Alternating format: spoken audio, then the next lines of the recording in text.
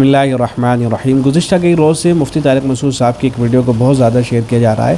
اس پر یہی ٹائٹل لگا کے شیئر کیا جا رہا ہے کہ مفتی طارق مسعود صاحب کی تقاریر کا بائیکاٹ کیا جائے، علماء کی توہین، حرام خور جیسے گھٹیا الفاظ استعمال کر رہے ہیں۔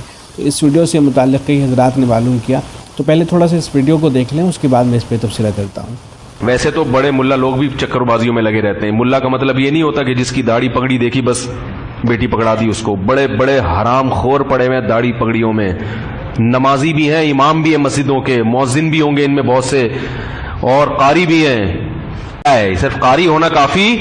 بڑے بڑے حرام خور لوگ ہیں قاریوں میں بھی۔ مدرسوں کے محتمم میں ایسے لوگ ہیں کہ مدرسہ بنا لیا انہوں نے، یتیم بچوں کو لا کے بٹھا دیا اور ان کے نام پہ کروڑوں روپے کا چندہ ہو رہا ہے، اور حرام خوروں کی بلڈنگیں بن رہی ہیں گاؤں دیہاتوں میں۔ یہاں نظر نہیں آئیں گی آپ کو، یہاں اسی طرح پھٹے پرانے کپڑے پہن کے، پجامے پہن کے گھومے گا۔ دل کرتا ہے اس کو دیکھ کے، بس منہ دیکھ کے دل کرتا ہے زکات دے دو اس کمبخت کو۔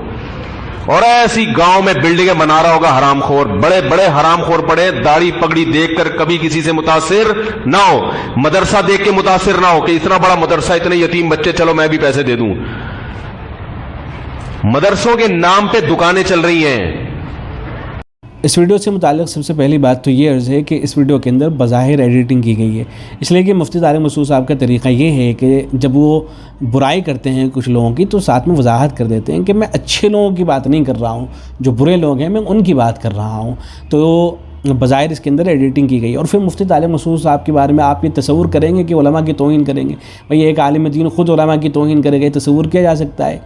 ظاہر ہے ساری گفتگو اس سیاق و سباق کے اندر ہو رہی ہے کہ جو غلط لوگ علماء کے لباس میں گھس آئے ہیں، جو قاری بھی ہیں بظاہر اور محتمم بھی ہیں بظاہر، لیکن غلط کاموں کے اندر انوالو رہتے ہیں، تو ایسے شخص کے بارے میں، ایسے لوگوں کے بارے میں کہا جا رہا ہے کہ حرام خور ہیں، اس طرح کے الفاظ جو استعمال کیے جا رہے ہیں۔ آپ خود دیکھیں، خود سوچیں کہ ایک شخص جو اہتمام کے عہدے پر فائز ہے، لوگوں کے پاس آتا ہے چندے کے لیے، چندہ کرتا ہے، چندہ مانگتا ہے، لوگ اسے زکوٰۃ کے پیسے دیتے ہیں یا مدرسے کے لیے پیسے دیتے ہیں، اب ان پیسوں کو لے جا کر کے وہ اپنے گھر میں استعمال کر لیتا ہے، اپنی عمارت بنا لیتا ہے، بلڈنگیں تعمیر کر رہا ہے، لیکن ان پیسوں کو وہ مدرسوں کے بچوں پہ استعمال نہیں کرتا ہے، مدرسے کے اوپر استعمال نہیں کرتا ہے، تو کیا کہا جائے گا ایسے شخص کے بارے میں؟ آپ دنیا کے کسی ادارے کے اندر چلے جائیں، کسی عالم دین کے پاس چلے جائیں، اس سے جا کے معلوم کریں کہ ایسے شخص کا کیا حکم ہے، تو یہی کہا جائے گا کہ ایسا شخص حرام کھا رہا ہے۔ اس کو حرام خور نہیں کہیں گے تو اور کیا کہیں گے؟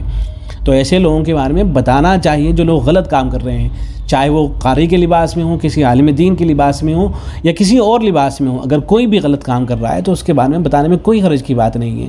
اماموں کے بارے میں آپ جتنے بھی کتب فتاوی ہیں ان کے اندر صراحت کے ساتھ لکھا ہوا ہے نا کہ جو ائمہ غلط کام کرتے ہیں، مسجد کے امام ہیں لیکن جھوٹ بھی بولتے ہیں، خیانت بھی کرتے ہیں، دھوکہ بھی دیتے ہیں، تو ایسے شخص، ایسے اس طرح کے ائمہ کے بارے میں کیا لکھا ہے علماء نے؟ یہ لکھا ہے کہ ایسے لوگوں کو امامت سے معزول کر دینا چاہیے، ان کے پیچھے نماز جو ہوتی ہے وہ مکروہ تحریمی ہوتی ہے، بلکہ حضرت مولانا یوسف لدھیانوی رحمۃ اللہ علیہ نے تو یہاں تک لکھا ہے کہ اگر کوئی متولی ایسے شخص کو جو بددیانت ہے، جھوٹ بولتا ہے، خیانت کرتا ہے، امام رکھتا بھی ہے، تو اس متولی کو معزول کر دینا چاہیے۔ تو ایسے لوگوں کے بارے میں تو بتانا چاہیے۔ البتہ اگر کوئی عالم دین کی توہین کرتا ہے تو اس کی اجازت نہیں ہے۔ علماء دین کی توہین کرنے کو اہل علم نے جو ہے کفر لکھا ہے۔ فتاوی محمودیہ کے اندر ہے کہ اگر کسی عالم دین کی کوئی شخص اہانت کرتا ہے بلا کسی سبب ظاہری اور عداوت دنیاوی سے، تو یہ در حقیقت علم دین کی توہین ہے جس کو کفر قرار دیا گیا ہے۔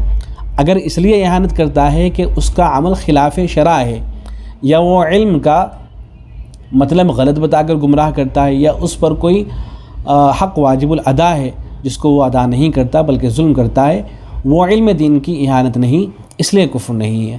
ایسے ہی دارالعلوم دیوبند کے ایک فتوے میں ہے جس میں علماء سوء اور علماء رشد کا فرق بیان کیا گیا ہے۔ جو صحیح علماء ہوتے ہیں ان کے بارے میں بتایا گیا ہے، اور جو غلط علماء ہوتے ہیں ان کے بارے میں بتایا گیا ہے۔